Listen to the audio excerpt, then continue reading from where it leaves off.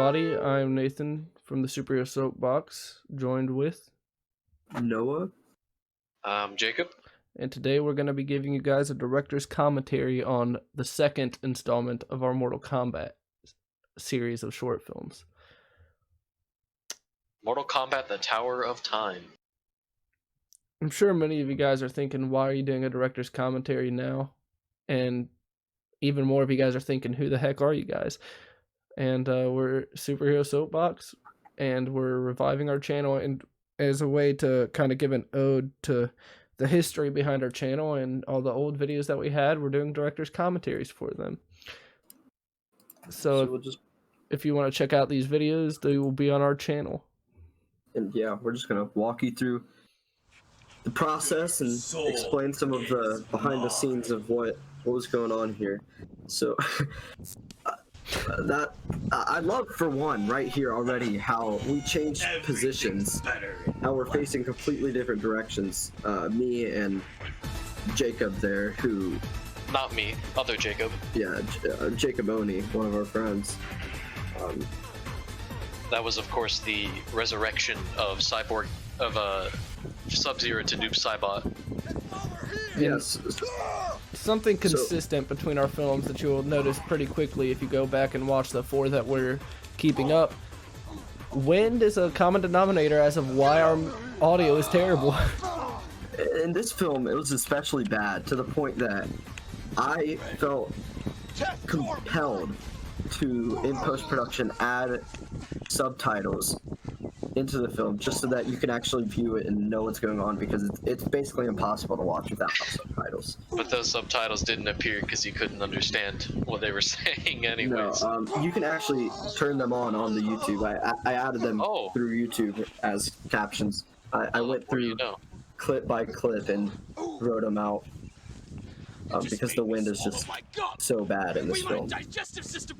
My favorite line in this short was in the beginning when our friend Christian said everything's better in black.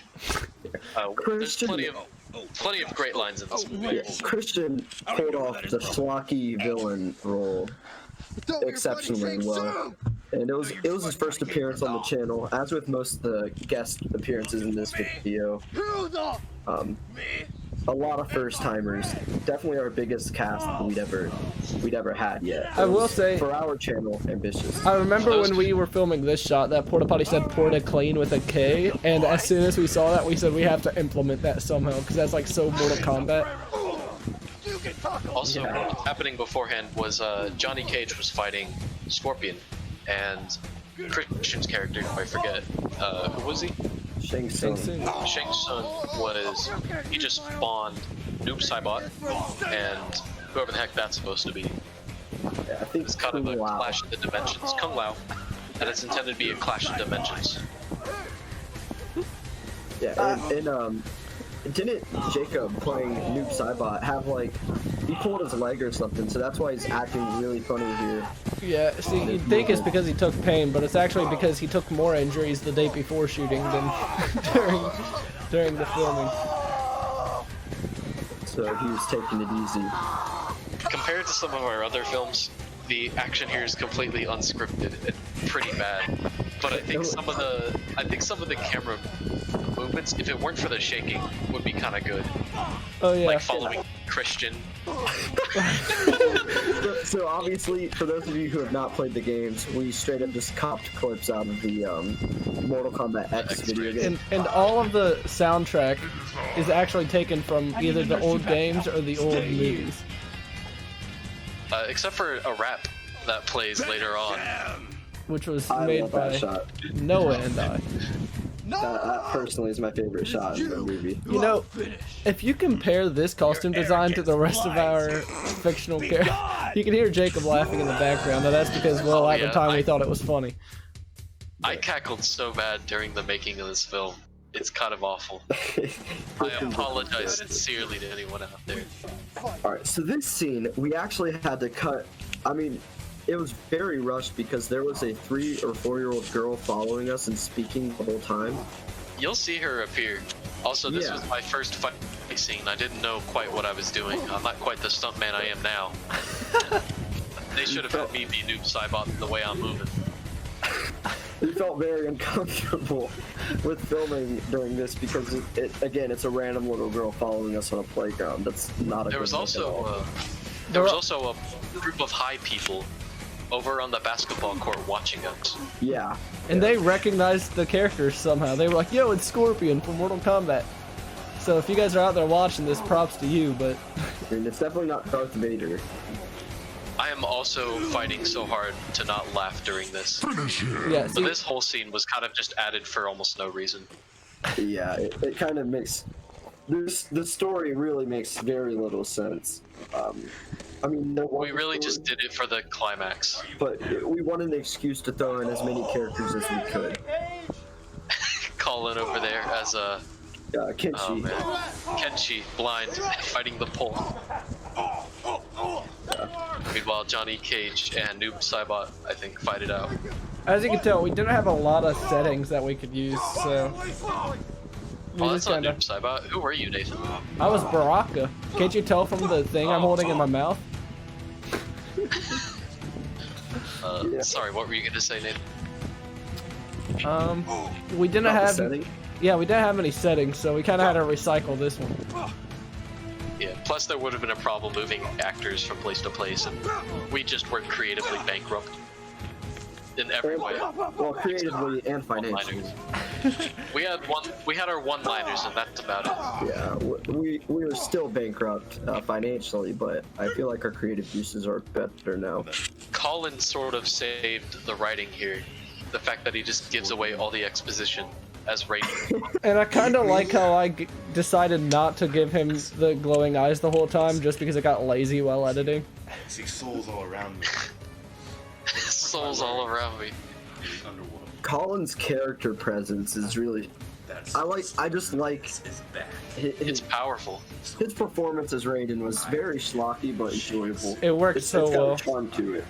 Yeah, these movies really don't go for quality, they go for schlock value.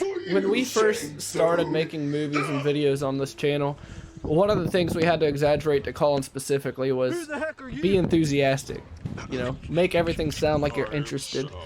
Talk like you mean it, you know? And I think he took that advice pretty well for this movie. Man, one of my biggest regrets is how we did Shao Kahn here. One of the biggest villains and characters in Mortal Kombat, down in 2 hits for laughs. Like this was completely botched. For laughs and for time. Yeah. Yeah, we wanted to beat the Sundown because the final fight scene was actually shot prior because Sam had to leave. And so we were literally racing to beat time. As you'll see in the next clip, it's going to be brighter than it is out here. Hence why we had to rush these fight scenes. We were nearing sundown. It's time to get Johnny. And as you can probably see the high people in the background. And as you guys could tell from the garage sequence with Raiden, lighting wasn't necessarily our strong suit, so. No, dude. We had another person who was filming with us, Nick Jones, or was that his brother? A lot of his We did this whole take the first time, but he forgot to hit record, so we had to do it again. That is true. This soundtrack is actually a custom rap that Nathan and I created just for this movie. Pretty proud of that as well. Shameless plug, I'll link that in the description if you want to check out that track. We can discuss that afterwards, because I don't know if I want to leave that channel up either. So right here as well, this is another place where our CGI was limited. MK9 clips there. You can see him back to normal right there. It tore him apart so bad that his molecules rearranged. Yeah. I want to personally apologize to Ed Boon if he's watching this in NetherRealm Studios for just botching your characters completely in this film. I don't. So as you can see, Except Raiden. this is a pretty large sized cast compared to the rest of our films. I mean, Oh, Nathan Jones, yep. most of our films capped off with 4 to tops 5 people, including crew and cast. Like that was our max prior to that, and that was like what, 8 or 9 people. 8 or 9 involved, people, yeah. which for us was just outlandish. Yeah, like we said, Really. a more ambitious short film we made. This one was aimed towards schlock, whereas you may see in Dynamite and Curse Noon were comedies, but they weren't intended to be entirely schlock based. And Yeah. as we dive into the other director's commentary, such as Good Cop, Dead Cop, you'll see things that weren't meant to be schlocky, but ended up being schlock. Yeah. And for that, it's probably one of the funnier skits in some ways. Funnier to us, but Yeah, you guys probably wouldn't find much enjoyment in it, but I'll tell you guys what you would find enjoyment in are potential content that we will be creating after these directors' commentaries for season 1 of the Superhero Definitely. Soapbox. the So new superhero soapbox. if you guys want to check that out, make sure to subscribe and ring the bell because our statistics are telling us less than 1% of our viewers are subscribed. Okay.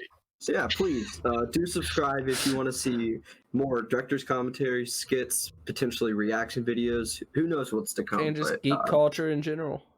Yeah, At that point, you sounded kind of desperate. Well, we are. I mean, let's not play a facade. We're pretty desperate. But I'm not. we do enjoy what we make, and we hope that you guys do. And if you do, join the community. Why not? Yeah, Alright. I mean, smash that like button, or we'll smash you. We just Obliterate spent 2 minutes talking about the like button and subscribe button. All right, we'll That's see you guys awesome. later.